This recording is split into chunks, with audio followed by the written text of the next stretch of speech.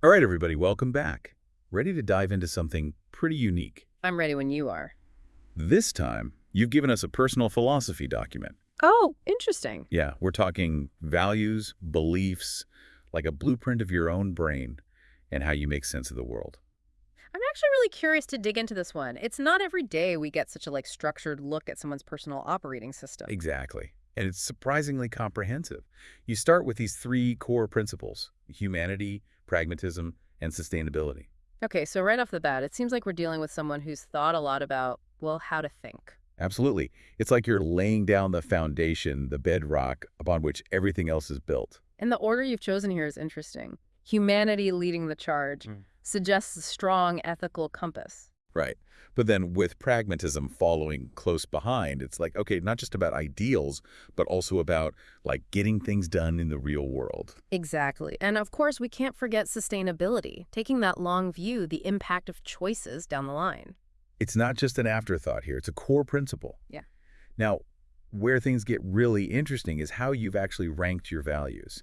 Tier 1, your non-negotiables: integrity, objective truth, justice. The heavy hitters. These are Yeah. the ones I'd imagine that would guide your decision making, even in, the toughest situation. Yeah, absolutely. They point to a strong sense of fairness, a commitment to like evidence-based thinking, but you also recognize that life, well, it's not always black and white, right? And that's where tier two comes in ethical values: empathy, responsibility, harmony. Adding that layer of compassion. But what I find fascinating is you explicitly state that these shouldn't override those tier 1 values when the stakes are high. Practical, really. Acknowledging the ideal, but also the reality of needing to make, tough calls sometimes. And then we've got tier three: reflective values. Autonomy, growth, open-mindedness, all about personal development. But it's interesting how you've positioned these, not necessarily at the forefront of societal decisions. Yeah, it's more like these are crucial for your own personal journey. Okay, so Yeah. we've got this foundation, but then you take it even further, classifying beliefs into 7 tiers. Wow, seven. Okay, so we're talking about a whole spectrum of certainty here. Exactly. It's like from those rock solid verified truths, think scientific laws, all the way down to, well, just call them questionable claims. A structured way to assess the information we encounter every day. Not just going with your gut, but really thinking about the why behind the what. And what's really cool is you've even included specific steps for checking your biases, considering ethical impacts, and even the long-term consequences. This is starting to sound less like a personal philosophy and more like a full-blown system for navigating the world. That's what's so fascinating about it. And here's where the rubber meets the road.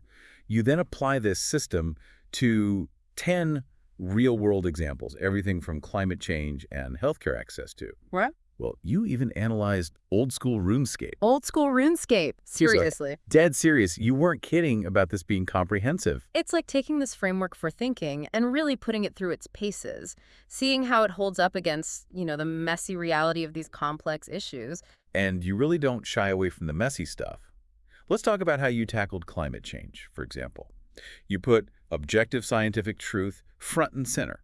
Tier 1 value for you, right? Which makes sense. I mean, there's such a strong consensus on the science. It makes sense that it would hold that kind of weight. Exactly. And what I find really interesting is how you link that to sustainability. So it's not just about yeah, climate change is real, but also about, but what are the long-term implications for the planet and how do we make choices that reflect that? It's like your values working together using both logic and ethics to guide your stance. Absolutely. Yeah. Now let's talk healthcare access, because this is where things I think get really tricky. You highlight this tension between like wanting to make sure everyone has care, that humanity aspect again, but also like how do you actually make that happen realistically? It's a balancing act. It's acknowledging that while universal health care might be the ideal, getting there involves a whole bunch of other factors: economics, resource allocation, and your system doesn't pretend that it's simple. It acknowledges those real-world constraints.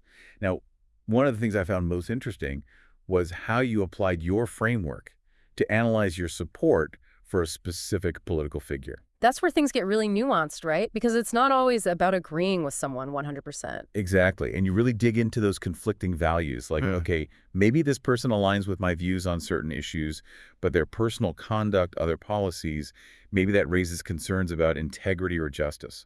It's a really honest assessment. It shows a willingness to be critical, even when it's about something or someone you support, and then Old school RuneScape, I have to admit, I was not expecting that one. Right. I mean, you go from climate change to video games, Yeah. but you analyzed it with the same level of seriousness. Which speaks to this idea of recognizing subjectivity, right? You can hold a strong belief like, OSRS is the best game ever, and you back it up with reasons. Mm. It's been around forever, it has this amazing community, but you also acknowledge that best is ultimately like a personal preference. It's a matter of taste, ultimately. Yeah.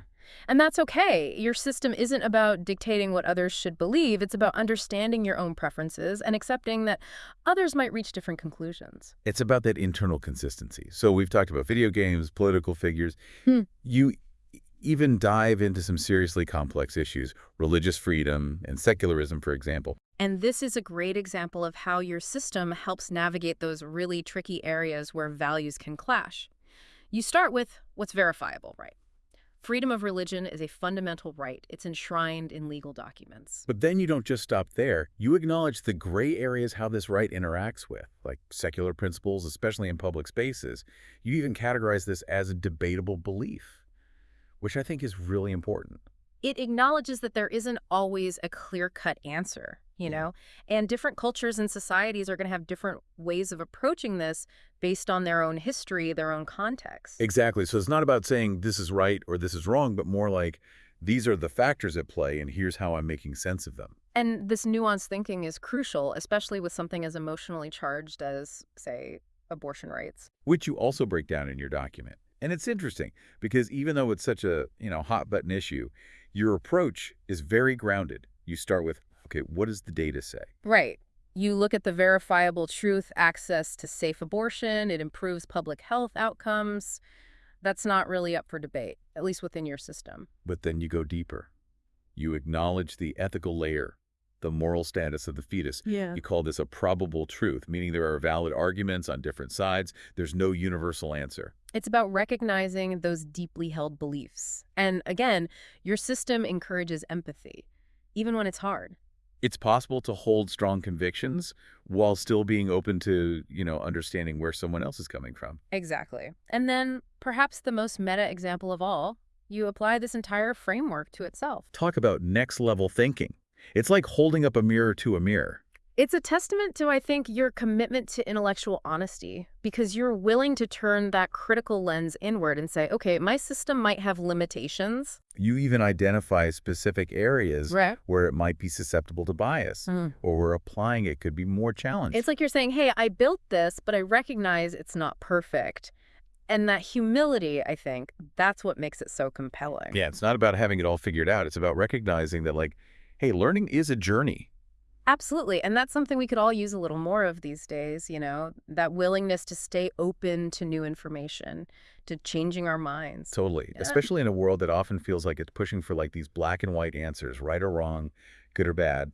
Exactly. And I think what you've done here with this personal philosophy document is you've given us a framework for embracing the gray areas. And for recognizing that those gray areas, well, they're not just where things get complicated. They're often where the most interesting stuff is happening. 100%. So we've covered a ton of ground here. We've gone from those core principles to the application of this system in so many different contexts. But for those listening in, what's the takeaway here? What's the value in all of this? I think the real power of a deep dive like this is that it's not just about understanding your system. It's about sparking a similar process of self-reflection in everyone listening.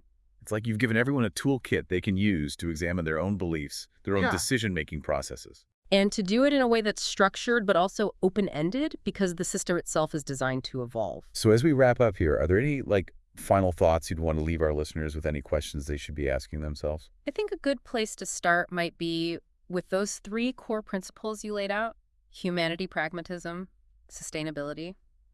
Do those resonate with other people? And if so, how do they manifest in their own lives? What a great question to ponder. And if this deep dive has inspired you to do a little self-reflection of your own, well, we'd love to hear about it. Until next time, keep those minds open and keep exploring those gray areas.